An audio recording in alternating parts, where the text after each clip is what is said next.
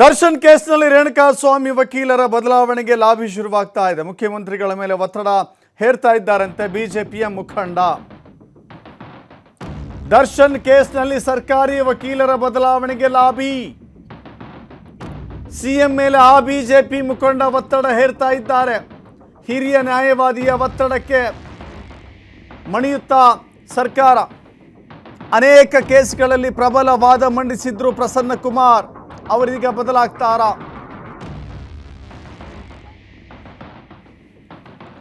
ಹಿರಿಯ ನ್ಯಾಯವಾದಿಯ ಬದಲಾವಣೆಗೆ ಸಾಕಷ್ಟು ರೀತಿಯ ಒತ್ತಡ ಕೇಳಿ ಬರ್ತಾ ಇದೆ.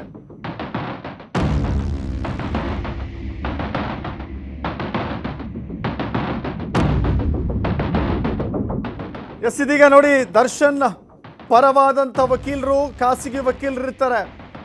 ಸರ್ಕಾರಿ ಅಭಿಯೋಜಕರು ಅತ್ಯಂತ ಸ್ಟ್ರಾಂಗ್ ಆಗಿದ್ದಾರೆ, ಎಫಿಷಿಯೆಂಟ್ ಆಗಿದ್ದಾರೆ. ಪ್ರಕರಣದ ವಾದದಲ್ಲಿ ಅತ್ಯಂತ ನಿಖರವಾಗಿ, ಸ್ಪಷ್ಟವಾಗಿ ಪ್ರಖರವಾದಂಥ ವಿಷಯಗಳನ್ನು ಮಂಡಿಸ್ತಾ ಇದ್ದಾರೆ. ಸೊ ಹೀಗಾಗಿ ಅಲ್ಲಿಯ ಸರ್ಕಾರಿ ಅಭಿಯೋಜಕರನ್ನು ಬದಲಾವಣೆ ಮಾಡಿ ಅಂತ ಹೇಳಿ ಬಿಜೆಪಿಯ ಮುಖಂಡರೊಬ್ಬರು ಮುಖ್ಯಮಂತ್ರಿಗಳ ಮೇಲೆ ಒತ್ತಡ ಹೇರ್ತಾ ಇದ್ದಾರೆ. ವೀಕ್ ಆಗಿರುವಂಥ ಲಾಯರನ್ನು ಆ ಜಾಗದಲ್ಲಿ ನೇಮಕ ಮಾಡಿದರೆ ಸುಲಭವಾಗಿ ಜಾಮೀನು ಪಡೆಯೋದಕ್ಕೋ ಅಥವಾ ಕಾನೂನಿನಲ್ಲಿ ಕೆಲವಷ್ಟು ಜಯವನ್ನು ಗಳಿಸಿಕೊಳ್ಳೋದಕ್ಕೋ ಅನುಕೂಲ ಆಗುತ್ತೆ. ಅತ್ಯಂತ ಪ್ರಬಲವಾದ, ಬಲಿಷ್ಠವಾದಂಥ ಸರ್ಕಾರಿ ಅಭಿಯೋಜಕರಿದ್ದರೆ, ಸರ್ಕಾರಿ ವಕೀಲರಿದ್ದರೆ ಅಥವಾ SPP ಅಂತ ಏನು ಕರಿತೀವಿ ಅವರಿದ್ದರೆ, ಈ ಕೇಸ್ನಲ್ಲಿ ದರ್ಶನ್ ಅಂಡ್ ಗ್ಯಾಂಗ್ಗೆ ಹಿನ್ನಡೆ ಆಗುತ್ತೆ. ಸೊ ಹಿನ್ನಡೆ ಆಗಬಾರ್ದು ಅಂತ ಹೇಳಿದ್ರೆ ಆ ವಕೀಲರನ್ನೇ ಬದಲಾವಣೆ ಮಾಡಿಬಿಡಿ ಅಂತ ಹೇಳಿ ಬಿಜೆಪಿ ಮುಖಂಡನೋರ್ವ ಮುಖ್ಯಮಂತ್ರಿಗಳ ಮೇಲೆ ಒತ್ತಡ ಹೇರ್ತಾ ಇದ್ದಾರಂತೆ. ಆ ಮುಖಂಡ ಯಾರು, ಯಾವ ಕಾರಣಕ್ಕಾಗಿ ದರ್ಶನ್ನನ್ನು ಉಳಿಸುವಂಥ ಪ್ರಯತ್ನ ಮಾಡ್ತಾ ಇದ್ದಾರೆ? ದರ್ಶನ್ನನ್ನು ಉಳಿಸುವಂಥ ಪ್ರಯತ್ನನ ಅಥವಾ ಬೇರೆ ಆರೋಪಿಗಳನ್ನು ಬಚಾವ್ ಮಾಡಿಸುವಂಥ ತಂತ್ರಗಾರಿಕೆನ? ಆದರೆ ಇಲ್ಲಿ ಮಾತ್ರ ಭಾಳ ಕ್ಲಿಯರ್ ಕಟ್ ಆಗಿ ಗೊತ್ತಾಗ್ತಿರೋದೇನು ಅಂತ ಹೇಳಿದ್ರೆ, ಪ್ರಸನ್ನ ಕುಮಾರ್ ಅವರನ್ನು ಬದಲಾವಣೆ ಮಾಡಿ ಎನ್ನುವ ಒತ್ತಡ ಇದೆ. ಆದರೆ ಮುಖ್ಯಮಂತ್ರಿಗಳು ಕೇಳಬೇಕಲ್ಲ. ನೋಡಿ, ಇದು ಇಡೀ ರಾಜ್ಯದ ಗಮನ ಸೆಳೆದಿರುವಂಥ ಪ್ರಕರಣ. ಈ ರಾಜ್ಯ ಅಲ್ಲ, ದೇಶವೇ ಗಮನ ಸೆಳೆದಿರುವಂಥ ಪ್ರಕರಣ ಇದು. ಈ ಪ್ರಕರಣದ ಪ್ರತಿಯೊಂದು ಅಪ್ಡೇಟ್ಸ್ ಕೂಡ ಜನ ಅತ್ಯಂತ ಸೂಕ್ಷ್ಮವಾಗಿ ಗಮನಿಸ್ತಾ ಇದ್ದಾರೆ. ದರ್ಶನನ್ನು ಕೆಡ್ಡಾಗೆ ಕೆಡವಿದಂಥ ದಿನದಿಂದ ಇಲ್ಲಿವರೆಗೂ ಕೂಡ ಮುಚ್ಚಿ ಹೋಗುವಂಥ ಪ್ರಕರಣ, ದಕ್ಷ ಪ್ರಾಮಾಣಿಕ ಅಧಿಕಾರಿಗಳ ಕಾರಣಕ್ಕಾಗಿ ಇದು ಬೆಳಕಿಗೆ ಬಂತು. ರೇಣುಕಾಸ್ವಾಮಿಯ ನ್ಯಾಯ ಸಿಗಬೇಕು ರೇಣುಕಾಸ್ವಾಮಿಗೆ ಎನ್ನುವ ನಿಟ್ಟಿನಲ್ಲಿ ಆ ಅಧಿಕಾರಿಗಳ ಶ್ರಮವನ್ನು, ಪ್ರಾಮಾಣಿಕತೆಯನ್ನು ಈ ರಾಜ್ಯದ ಜನ ಕೊಂಡಾಡ್ತಾ ಇದ್ದಾರೆ. ಹೀಗಿರುವಾಗ ಪ್ರಸನ್ನ ಕುಮಾರ್ ಅವರನ್ನು, ನ್ಯಾಯವಾದಿ ಪ್ರಸನ್ನ ಕುಮಾರ್ ಅವರನ್ನು ಬದಲಾವಣೆ ಮಾಡಬೇಕು ಎನ್ನುವ ಲಾಬಿ ಇದೆಯಲ್ಲ, ಅದಕ್ಕೆ ಸರ್ಕಾರ ಮಣಿಯೋಕ್ಕಾಗತ್ತಾ? ಖಂಡಿತ ಇಲ್ಲ ಅಂತ ಕೆಲ ಮೂಲಗಳು ಹೇಳ್ತಾ ಇದ್ದಾವೆ. ಆದರೆ ಇಲ್ಲಿ ಲಾಬಿ ಮಾತ್ರ ಭಾಳ ಜೋರಾಗಿ ನಡೀತಾ ಇದೆ.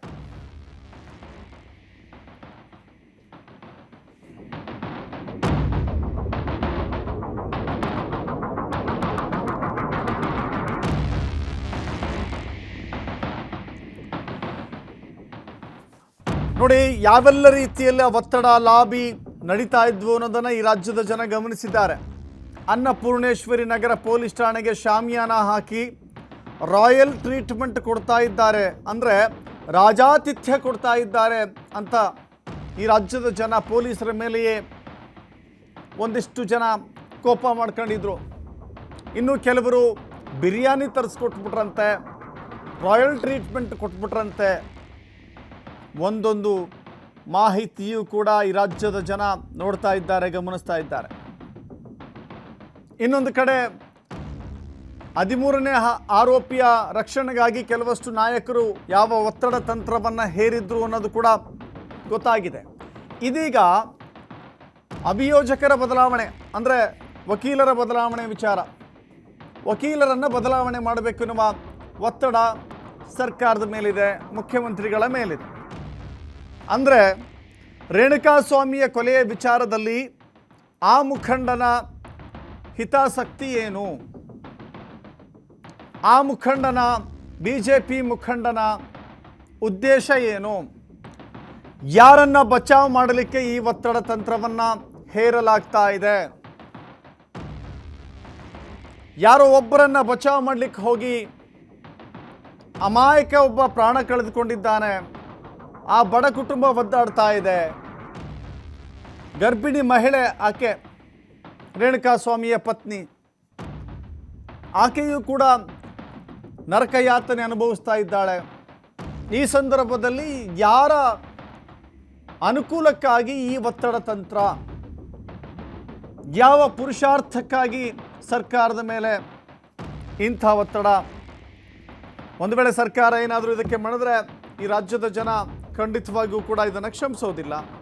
ನಟ ದರ್ಶನ್ ಕೇಸ್ ಕತೆ ಏನಾಗುತ್ತೆ? ದರ್ಶನ್ ಕೇಸ್ನಲ್ಲಿ ರೇಣುಕಾಸ್ವಾಮಿ ವಕೀಲರ ಬದಲಾವಣೆಗೆ ಯಾಕೆ ಲಾಭಿ ಇದು? ಸತತವಾಗಿ ಆ ಮುಖಂಡ ಒತ್ತಡವನ್ನು ಹೇರ್ತಾ ಇದ್ದಾರಂತೆ. ಜೊತೆಗೆ ಒಬ್ಬ ಹಿರಿಯ ನ್ಯಾಯವಾದಿಯ ಒತ್ತಡವೂ ಕೂಡ ಇದೆಯಂತೆ. ಹೀಗಾಗಿ ಪ್ರಸನ್ನ ಕುಮಾರ್ ಅವರ ಬದಲಾವಣೆಗೆ ಸಾಧ್ಯವೇ ಇಲ್ಲ ಅನ್ನೋ ರೀತಿಯ ಮಾತುಗಳು ಕೇಳಿ ಬರ್ತಾ ಇದ್ದಾವೆ.